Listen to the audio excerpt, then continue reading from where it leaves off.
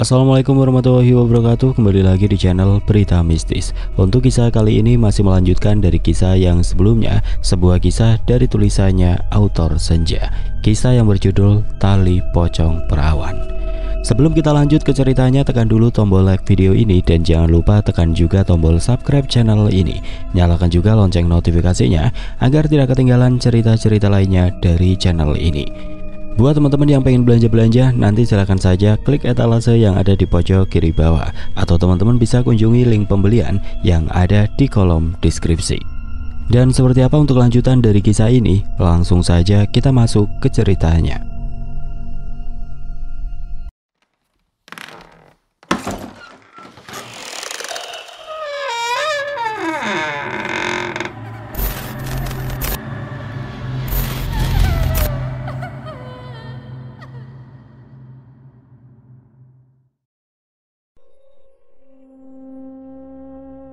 Usai memakan waktu kurang lebih dari 15 menit, mencabut setiap barisan papan yang menutupi mayat Anissa, akhirnya apa yang diinginkan Juragan Karto ia dapatkan. Seperti biasa, sebelum memulai ritualnya, terlebih dahulu Juragan Karto membalikan tubuh Anissa yang tadinya masih menghadap ke arah kiblat, memindahkan mayatnya ke tengah-tengah lubang agar mempermudah setiap gerakannya. Tidak lupa Juragan Karto juga membaca mantra yang Mbah Karso berikan kepadanya supaya ritual yang ia lakukan tidak menjadi sia-sia.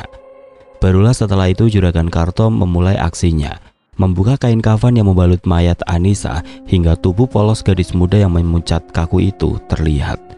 Meski jasad Anissa sudah tidak utuh, mulai mengeluarkan aroma yang tidak sedap dari setiap luka menganga yang ada pada tubuh, terutama di bagian kepala dan wajahnya yang sudah tidak berbentuk. Juragan Karto tidak peduli. Bahkan tidak ada sama sekali rasa takut ataupun perasaan jijik yang Juragan Karto rasakan saat melihat mayat Anissa. Justru sebaliknya, Juragan Karto malah semakin bernafsu, tidak sabar untuk menyetubuhi mayat gadis remaja itu. Selesai menuntaskan hasratnya sampai Juragan Karto benar-benar merasa puas, kembali Juragan Karto membenarkan celananya yang sempat ia buka.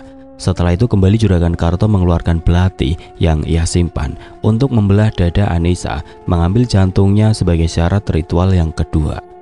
Sayangnya belum sempat Juragan Karto menggoreskan belati yang ia pegang, sayup-sayup Juragan Karto dikagetkan dengan suara langkah kaki terdengar seperti berlari dekat ke arahnya. Benar saja tidak lama Juragan Karto melihat Pak Budi datang menghampiri dirinya dengan wajah terlihat panik dan memucat. Juragan, itu... Ucap Pak Budi dengan nafas memburu, menunjuk-nunjuk ke arah luar pemakaman. Itu apa? Tanya Juragan Karto tidak mengerti. Sebaiknya kita harus cepat pergi dari sini, jawab Pak Budi terbata-bata. Apa?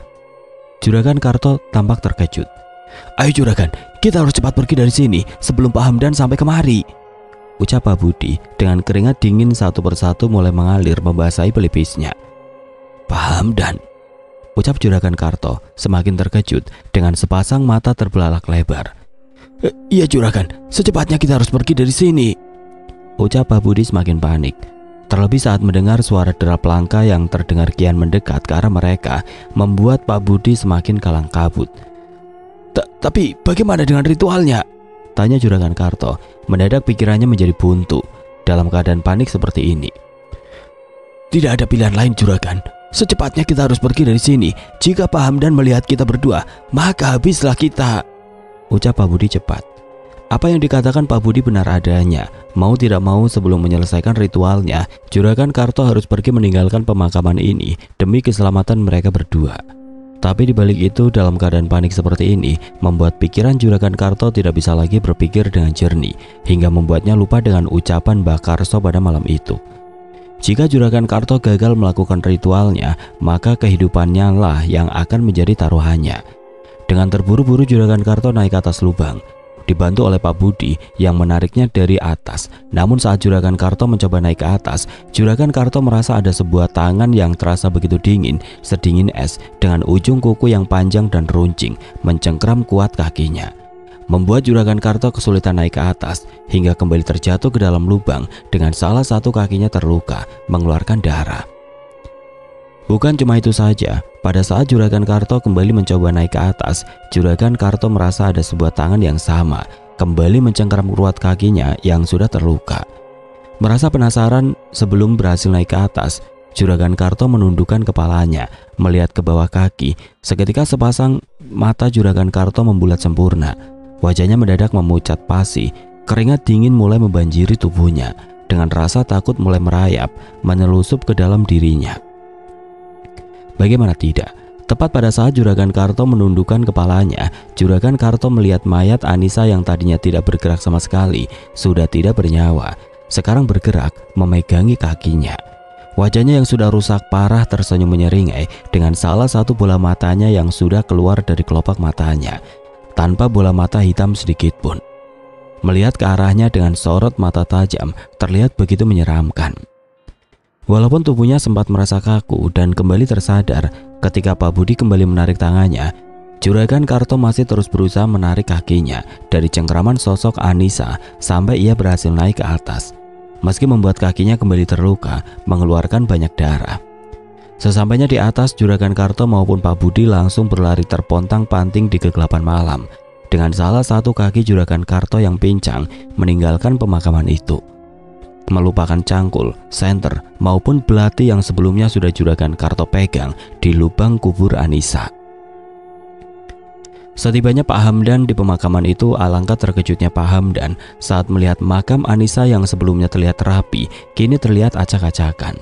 Terlebih ketika melihat ke dalam liang lahat, melihat keadaan jasad sang anak yang sudah tidak berbalut kain kafan lagi.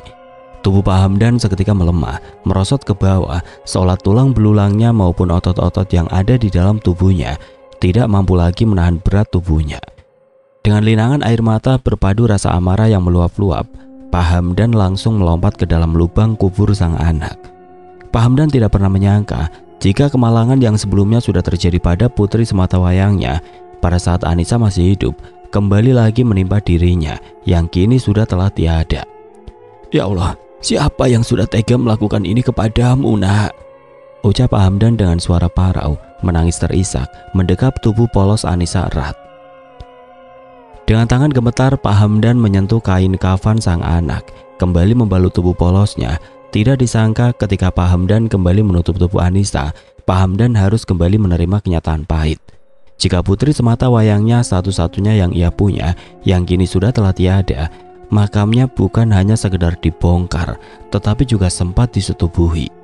"Ya Allah, putriku!" ucap Pak Hamdan, menangis sejadi-jadinya dengan rasa amarah semakin memuncak.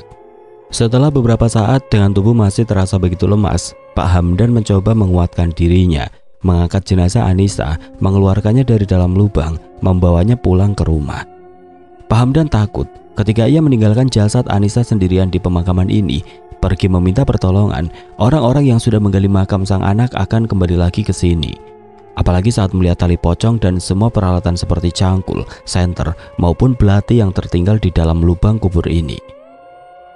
Pak Hamdan semakin yakin jika orang yang menggali makam sang anak tidak sendirian. Kemungkinan orang-orang itu sempat melihat dirinya dari kejauhan, lalu terburu-buru meninggalkan tempat ini sebelum menyelesaikan ritualnya. Di larut malam yang sunyi, di saat semua orang sudah tertidur pulas, dengan aroma yang sungguh tidak mengenakan di indera penciuman yang menguar dari mayat Anissa, Pak Hamdan tidak peduli. Justru sebaliknya, Pak Hamdan langsung membawa mayat Anissa pulang ke rumah, menggendongnya, diiringi linangan air mata, satu persatu membasahi pipinya. Kelopak matanya yang sebelumnya sudah sembab membengkak, kini semakin membengkak. "Tolong, siapapun, tolong!" teriak Pak Hamdan setibanya di perumahan penduduk desa. Seketika semua orang yang ada di sana yang mendengar suara teriakan Pak Hamdan langsung terbangun, terburu-buru turun dari pembaringan mereka, membuka pintu rumah, menghampiri Pak Hamdan yang kini sudah terduduk lemah, duduk bersimpuh di atas tanah dengan mayat sang anak di dalam dekapannya. Melihat pemandangan seperti itu membuat semua penduduk desa yang ada di sana terkejut, bercampur rasa keheranan, terlebih saat melihat Pak Hamdan membawa mayat anaknya, membuat semua penduduk desa semakin bertanya-tanya atas apa yang sudah terjadi. "Ada apa, Pak? Apa yang sudah terjadi?" tanya Pak Jeno penasaran dengan perasaan sedikit takut saat melihat mayat Anissa yang sudah mengeluarkan aroma yang tidak sedap, terutama dari luka-luka yang ada di tubuhnya, lalu diangguki penduduk desa yang lainnya. Makam Anissa, Pak.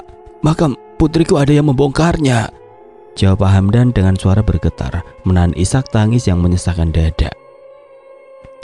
Lagi-lagi semua penduduk desa yang ada di sana kembali dibuat terkejut, heboh dengan sepasang mata membulat sempurna setelah mendengar penuturan Pak Hamdan barusan. Untuk pertama kalinya bagi semua penduduk desa Sukamaju mendapati kasus seperti ini di desa mereka. Ya Allah, siapa yang sudah tega melakukan ini? Apa Pak Hamdan sempat melihat pelakunya? Tanya Pak Jeno ingin tahu. Tidak Pak, saat aku tiba di sana, aku tidak sempat melihat pelakunya. Aku hanya melihat makam putriku sudah dibongkar dan... Jawab Pak Hamdan terhenti. Rasanya hati Pak Hamdan sudah benar-benar hancur, tidak sanggup untuk mengatakannya. Dan apa Pak? Tanya Pak Andi tidak kalah penasaran. Mayat anakku diperkosa Pak. Jawab Pak Hamdan susah payah. Air matanya kembali tertumpah ruah dengan bau berguncang hebat ketika kembali mengingat kemalangan yang terjadi pada putrinya. Bahkan setelah tiada pun Anissa tidak bisa pergi dengan tenang. Astagfirullahaladzim, ucap Pak Jeno dan penduduk desa bersamaan, semakin dibuat heboh dengan penjelasan Pak Hamdan. Malam itu sebagian penduduk desa langsung bergerak berbondong-bondong pergi menuju ke pemakaman. Sementara sebagian yang lainnya membantu Pak Hamdan membawa mayat Anissa pulang ke rumah. Benar saja, sesampainya mereka di area pemakaman, penduduk desa langsung melihat bagaimana kuburan Anissa yang mereka tinggalkan kemarin dalam keadaan rapi sekarang hancur berantakan. Bahkan papan kayu yang sebelumnya menutupi mayat Anissa tersusun rapi juga sudah keluar dari dalam tanah, tercabut terlihat begitu berantakan. Sepertinya makam Anissa memang sengaja dibongkar Pak, ucap Pak Suryo, salah satu penduduk desa yang ikut pergi ke pemakaman. Kau benar Pak, kemungkinan orang yang melakukan hal ini memiliki tujuan tertentu, jawab Pak Jeno setuju. Tujuan seperti apa Pak? Tanya Pak Andi penasaran setelah mendengar percakapan kedua laki-laki itu. Kemungkinan besar makam Anissa sengaja dibongkar untuk dijadikan bahan ritual. Tujuannya bisa untuk mendapatkan ilmu sihir atau bisa juga untuk mendapatkan kekayaan. Tergantung dari jenis ritual yang mereka lakukan Pak, jelas Pak Jeno. Aku sepemikiran dengan apa yang Pak Jeno katakan. Apalagi malam ini malam Jumat Kliwon. Aku semakin yakin jika mayat Anissa bukan hanya sengaja dibongkar untuk sekedar diperkosa, tapi juga ada tujuan lain yang orang itu inginkan dari pembongkaran makam ini, ucap Pak Surya menimpali. Setelah pergi ke lokasi dan melihat barang-barang yang ditinggalkan si pelaku di dalam liang lahat, penduduk desa langsung menghubungi pihak berwajib guna mencari tahu siapa pelaku di balik pembongkaran ini. Sementara itu di lain sisi, setelah gagal melakukan ritual, Juragan Karto maupun Pak Budi langsung kembali ke pabrik. Dengan salah satu kaki Juragan Karto masih mengeluarkan darah segar, tidak kunjung berhenti keluar. Bahkan sesampainya kedua laki-laki itu di dalam pabrik, di dalam ruangan Juragan Karto, Pak Budi langsung membantu atasannya mengobati luka yang ada di kaki kirinya yang terluka cukup dalam tanpa Pak Budi ketahui apa penyebabnya. Yang Pak Budi tahu, sebelum Juragan Karto berhasil naik ke atas lubang, Pak Budi hanya melihat wajah Juragan Karto mendadak berubah pucat pasi, seperti orang ketakutan dengan salah satu kakinya menendang-nendang di udara. Dan di saat Juragan Karto berhasil naik ke atas, Pak Budi melihat salah satu kaki Juragan Karto sudah mengeluarkan darah segar dari luka seperti terkena cakaran itu. Anehnya, walaupun sudah diobati dan dibalut, tetap saja darah segar yang keluar dari kaki Juragan Karto tidak kunjung berhenti keluar. Bahkan sebelum sampai 1 jam, permukaan kulit di sekitar luka itu juga sudah mulai membiru, membengkak, dan bernanah, membuat Pak Budi benar-benar merasa keheranan. Jauh di benaknya, Pak Budi mulai bertanya-tanya atas apa yang sudah terjadi dalam liang lahat itu sebelum Juragan Karto naik ke atas lubang. Terlintas di pikiran Pak Budi untuk menanyakan akan hal itu kepada Juragan Karto. Tapi setelah melihat dari raut wajah Juragan Karto yang berubah muram dengan bibir memucat, Pak Budi mengurungkan niatnya. Sejak gagal melakukan ritual semalam, Juragan Karto mulai berubah, semakin gemar memakan daging mentah, haus akan darah, hasrat gilanya juga semakin menjadi-jadi. Bahkan usaha pabrik yang Juragan Karto bangun sebelumnya selalu ramai sejak ia menemui Mbak Karso melakukan ritual, sekarang menjadi sepi, menurun secara drastis. Tidak sampai di situ, beberapa cabang pabrik penggilingan padi yang Juragan Karto bangun di beberapa tempat bukan hanya sepi, tapi juga mengalami kebakaran secara bersamaan tanpa tahu apa penyebabnya. Hanya dalam waktu 1 hari, usaha yang Juragan Karto bangun selama beberapa tahun langsung melonjak turun, mengalami kerugian yang sangat besar di ambang kebangkrutan. Bukan cuma itu, sejak gagal melakukan ritual, sejak malam itu Juragan Karto mulai kembali dihantui, diteror oleh sosok Pak Yanto, istri maupun anaknya, sekaligus dari sosok Ibu Ida dan semua mayat gadis perawan yang pernah Juragan Karto setubuhi untuk dijadikan bahan ritual atau sekedar dijadikan sebagai pelampiasan nafsu semata. Seakan cincin batu akik yang Mbah Karso berikan kepadanya pada waktu itu sebagai penangkal tidak berpengaruh sama sekali, membuat kehidupan Juragan Karto benar-benar tidak tenang, dihantui rasa ketakutan dan bayang-bayang dari wujud mereka yang sangat mengerikan, yang ingin menuntut balas atas perbuatan Juragan Karto terhadap mereka tempo lalu. Merasa tidak tahan dengan sesuatu yang tidak wajar di dalam dirinya, kerugian besar yang harus Juragan Karto tanggung, hingga teror-teror yang Juragan Karto alami secara terus-menerus, Juragan Karto memutuskan kembali mengajak Pak Budi mendatangi kediaman Mbah Karso dengan maksud meminta bantuan dari laki-laki berjenggot putih itu untuk menyelesaikan masalah yang Juragan Karto hadapi sejak gagal melakukan ritual itu. Namun sayangnya setibanya mereka di kediaman Mbah Karso, bukannya solusi yang mereka dapatkan. Mereka malah mencium aroma tidak sedap seperti aroma busuk bangkai yang sangat menyengat dari dalam kediaman Mbah Karso. Merasa ada yang tidak beres dari aroma itu, ditambah saat mereka memanggil, mengetuk pintu rumah Mbah Karso, tidak ada sautan sama sekali. Kedua laki-laki itu memberanikan diri untuk membuka pintu, mencoba untuk masuk ke dalam. Benar saja ketika pintu berhasil dibuka, seketika sepasang mata Juragan Karto maupun Pak Budi langsung terbelalak lebar. Raut wajah kedua laki-laki itu terlihat begitu terkejut melihat pemandangan yang tersaji di hadapan mereka. Dengan aroma busuk bangkai semakin menguar, membuat perut Pak Budi mual ingin muntah. Tepat di hadapan kedua laki-laki itu, mereka melihat Mbah Karso yang dikenal sebagai dukun sakti sudah terbaring tidak bernyawa. Dalam keadaan kedua kakinya masih bersila, sementara kepalanya bersandar di dinding kayu rumahnya. Sepasang mata Mbah Karso melotot ke atas, dari lidahnya yang menjulur keluar darah berwarna kehitam-hitaman. Seluruh tubuhnya membusuk, dipenuhi belatung, dengan burung gagak peliharaannya di sampingnya mematuk memakan jasadnya.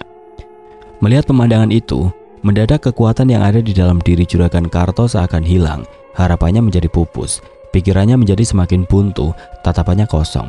Tubuhnya terhuyung terduduk lemah tidak jauh dari mayat Mbah Karso, sedangkan Pak Budi langsung berlari keluar, memuntahkan semua isi perutnya. Setelah mengetahui kematian Mbah Karso, pikiran Juragan Karto semakin tidak karuan. Sifatnya berubah semakin kasar, dengan nafsu anehnya terus saja bergejolak, meminta untuk dipenuhi. Sementara di luar sana, usai tersebarnya dan mengetahui terjadinya kasus pembongkaran makam, akhirnya penduduk desa mendapatkan jawaban dari balik teror-teror yang mereka terima dari sosok pocong Ibu Ida. Sejak saat itulah semua penduduk desa Sukamaju maupun desa-desa tetangga mulai waspada, memutuskan untuk berjaga-jaga secara bergantian di area pemakaman setiap kali ada penduduk desa yang baru saja meninggal, baru saja dikuburkan. Bukan cuma itu saja, pihak berwajib saat ini juga telah mencari-cari pelaku yang telah melakukan pembongkaran itu, sembari menunggu hasil pemeriksaan dari barang-barang yang Juragan Karto tinggalkan pada malam itu, membuat Juragan Karto semakin tidak bisa berkutik. Hasrat gilanya yang semakin menjadi-jadi membuat Juragan Karto uring-uringan, tidak tahan hingga lepas kendali. Sampai sesuatu yang tidak pernah Juragan Karto pikirkan bisa terjadi, menjadi awal dari hancurnya keluarga kecil yang ia miliki. Tepat di hari itu ketika rumah dalam keadaan sepi, yang ada hanya Juragan Karto dan Adinda putrinya, sementara Bu Lastri tidak ada di rumah. Sedangkan Bu Eni, ART yang bekerja di kediaman Juragan Karto, izin tidak masuk selama beberapa hari, mengurus anaknya yang tengah sakit. Manik-manik hitam milik Juragan Karto yang tanpa sengaja melihat Adinda berbaring di atas kasur dalam keadaan terlelap dengan sebuah buku di tangannya. Seketika pikiran untuk menuntaskan hasratnya memenuhi dahaganya yang haus akan darah, sekaligus menghilangkan rasa laparnya yang sudah sejak kemarin tidak memakan apapun. Melalui sang anak, langsung saja terlintas di dalam benaknya. Juragan Karto masih berusaha menahan nafsunya, berusaha mengingatkan dirinya jika Adinda itu anaknya, putri kesayangannya. Anehnya semakin Juragan Karto berusaha membuang pikiran gila itu, menahan dirinya, bayang-bayang Adinda yang tengah berbaring yang baru saja ia lihat, semakin berputar di kepala Juragan Karto. membuat sesuatu yang terus saja mendesak di dalam dirinya kian menjadi jadi. Entah setan apa yang merasuki Juragan Karto. Dengan pikiran sudah penuh dikuasai akan nafsu, Juragan Karto melangkahkan kakinya, memasuki kamar Adinda secara diam-diam, menghabisi nyawa Adinda dengan kedua tangannya sendiri, dengan cara membekap wajahnya menggunakan sebuah bantal. Adinda yang pada waktu itu tengah tertidur lelap sontak saja terbangun dari tidurnya dengan tubuh mungilnya meronta-ronta. Kedua kakinya menendang-nendang di udara, berusaha melepaskan diri dengan sekuat tenaga. Melihat Adinda berusaha memberontak, Juragan Karto semakin kuat menekan bantal yang ia pegang di wajah Adinda. Adinda semakin kesulitan untuk bernapas. Perlawanan maupun pergerakan dari tubuh mungilnya perlahan melemah, tidak sadarkan diri, lalu menghembuskan nafas terakhirnya. Mengetahui hal itu bukannya membuat laki-laki itu merasa sedih, menyesali perbuatannya. Justru sebaliknya, Juragan Karto malah tertawa puas, seolah mayat yang terbaring di hadapannya bukanlah mayat putri kandungnya. Selesai memastikan jika sang anak sudah benar-benar tidak bernyawa, Juragan Karto langsung mengangkat tubuh mungil Adinda dengan langkah terseok-seok akibat luka cakaran yang tidak kunjung sembuh, membawa mayat Adinda ke dalam gudang. Sesampainya di dalam gudang, meletakkan mayat Adinda di lantai, Juragan Karto langsung memulai perbuatan kejinya di atas tubuh polos putrinya tanpa berbalut sehelai benang pun, sampai Juragan Karto benar-benar merasa terpuaskan dan sesuatu yang ia tahan sejak kemarin telah tertuntaskan. Tidak sampai di situ saja, dengan menggunakan pisau dapur yang sempat Juragan Karto ambil sebelum masuk ke dalam gudang, Juragan Karto langsung menggores leher Adinda, mengisap, meminum darahnya, sekaligus memotong, memakan tubuh putrinya sendiri dengan begitu lahap. Sesekali Juragan Karto juga menjilati jari-jari tangan yang berlumuran darah, seperti orang yang baru pertama kali memakan makanan yang sangat enak. Di saat Juragan Karto tengah menikmati kulit maupun daging sang anak, dengan mulut maupun tangan masih berlumuran darah, tanpa Juragan Karto sadari ada seseorang yang memasuki rumahnya dengan sebuah boneka panda di dalam dekapannya. Permintaan sang anak sebelum ia pergi keluar rumah. Bu Lastri terus melangkahkan kakinya, menyusuri setiap ruangan yang ada, mencari-cari Adinda dengan sebuah senyuman manis menghiasi wajahnya. Anehnya, setelah menyusuri semua ruangan yang ada, Bu Lastri tidak menemukan Adinda ataupun sang suami tercinta dimanapun. Jika Bu Lastri mau, bisa saja ia mengeluarkan suaranya, berteriak memanggil Adinda. Hanya saja Bu Lastri ingin memberikan sebuah kejutan, melihat bagaimana raut bahagia sang putri tercinta setelah melihat boneka panda yang ia bawa.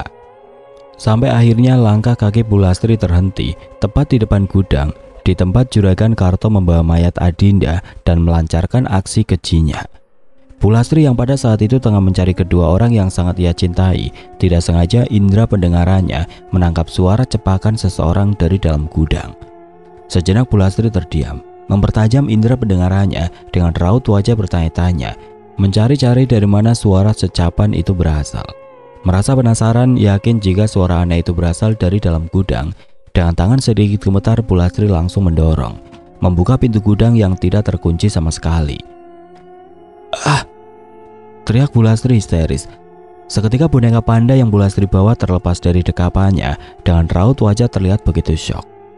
Sementara Juragan Karto hanya terdiam mematung, kedua matanya melotot sempurna. Raut wajahnya tidak kalah syoknya saat melihat Bu Lastri sudah berdiri di hadapannya.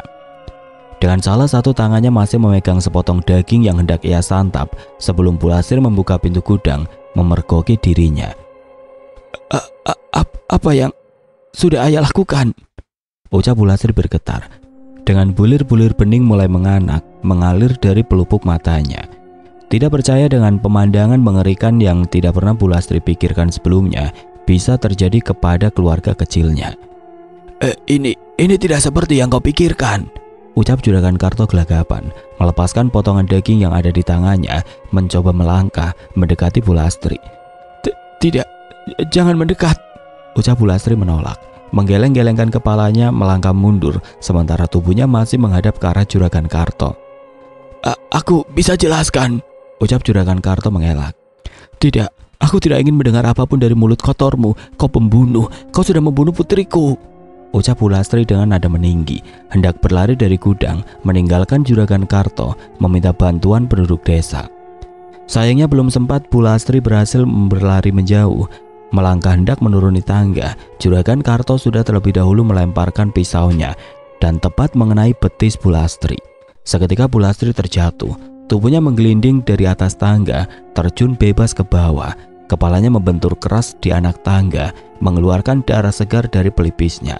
Dengan darah segar yang merembes keluar dari salah satu betisnya yang masih tertancap sebuah pisau. Melihat hal itu, dengan langkah terseok-seok, Juragan Karto langsung bergerak cepat, mendekati Bu Lastri yang kini sudah terbaring lemah di atas lantai, merintih kesakitan. Sepasang matanya berkunang-kunang, dengan kelopak mata mulai terasa berat. Setibanya Juragan Karto di hadapan Bu Lastri, laki-laki itu langsung mencabut pisau dapur yang masih tertancap di betis Bu Lastri, lalu kembali menghujamkan pisau itu berkali-kali secara brutal seperti orang kerasukan.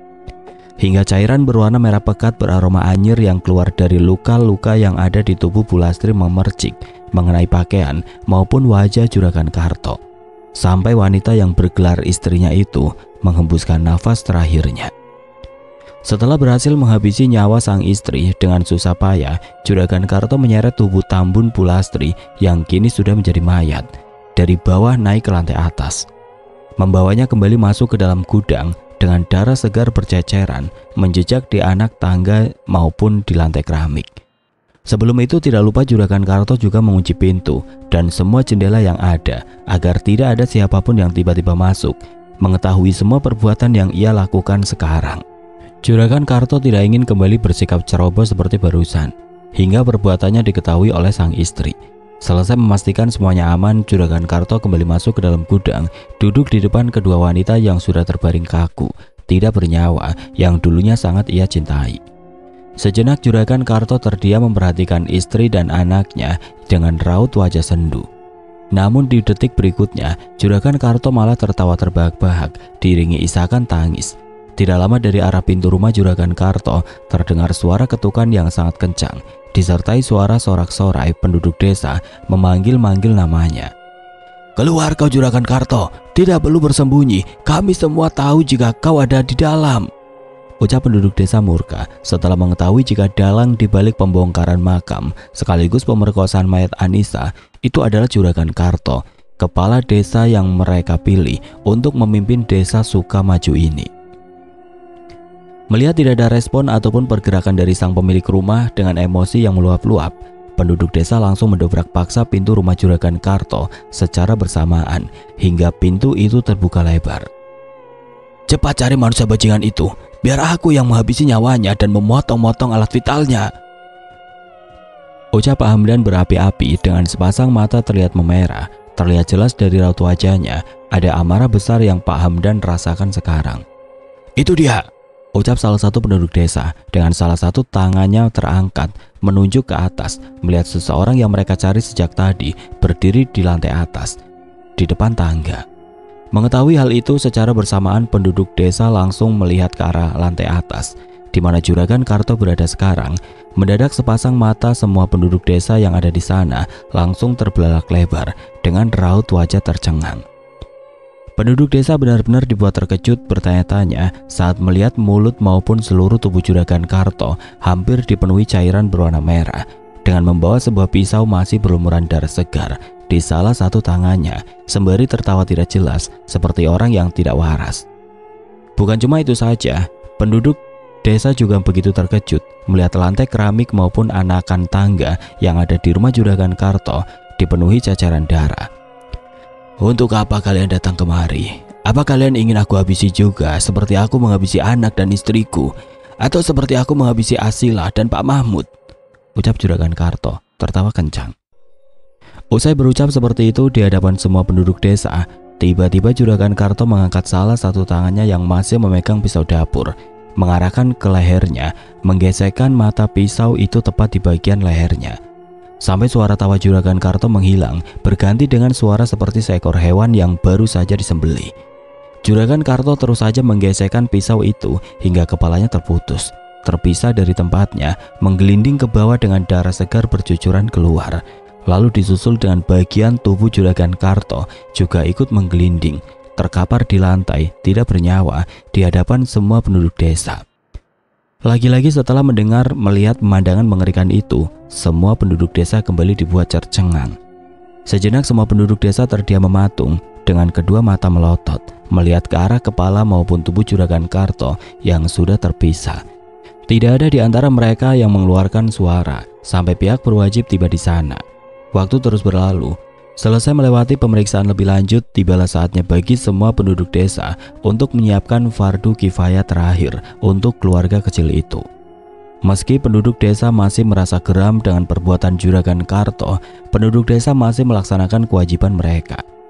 Anehnya ketika melakukan proses pemandian sampai proses pemakaman, untuk Adinda dan Bulastri, semuanya berjalan lancar tanpa ada kendala apapun.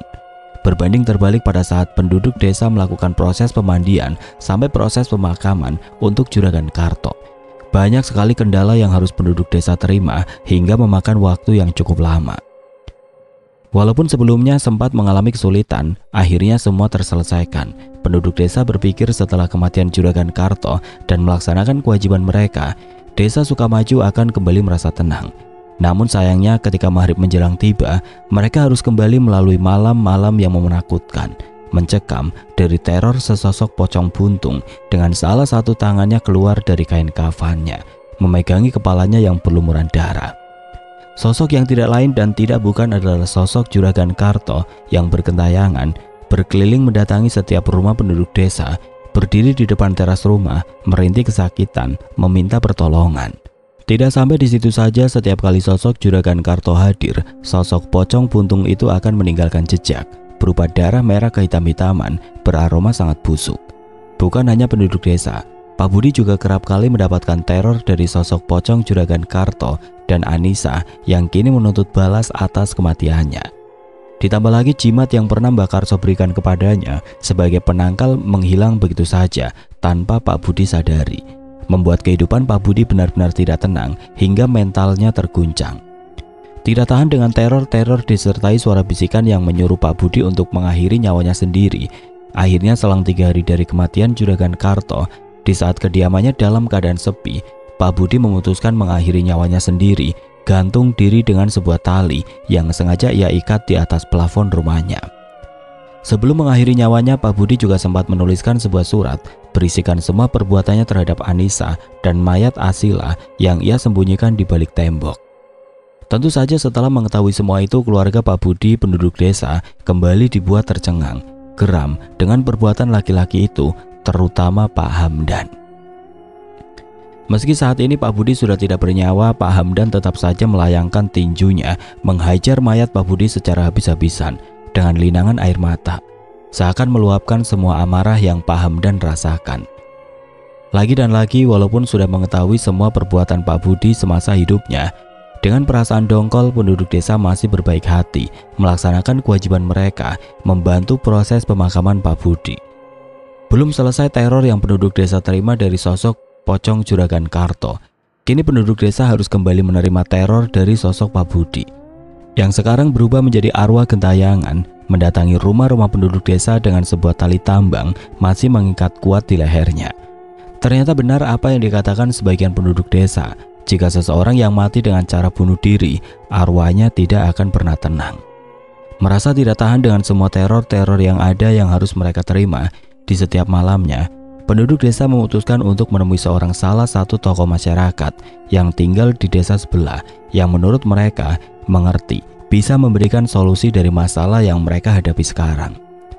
Setelah mendapatkan sebuah cara agar teror-teror menakutkan yang mereka terima tidak terjadi lagi di desa Sukamaju, penduduk desa langsung mendatangi makam Juragan Karto maupun Pak Budi secara beramai-ramai, menaburkan kacang hijau yang sebelumnya sudah mereka sangrai sampai matang, dengan tujuan agar kedua laki-laki itu tidak lagi bergentayangan sebelum kacang hijau itu kembali tumbuh. Benar saja, usai melakukan perbuatan itu, kini desa Sukamaju kembali tenang, tanpa adanya teror-teror apapun dari sosok pocong buntung Juragan Karto maupun sosok Pak Budi.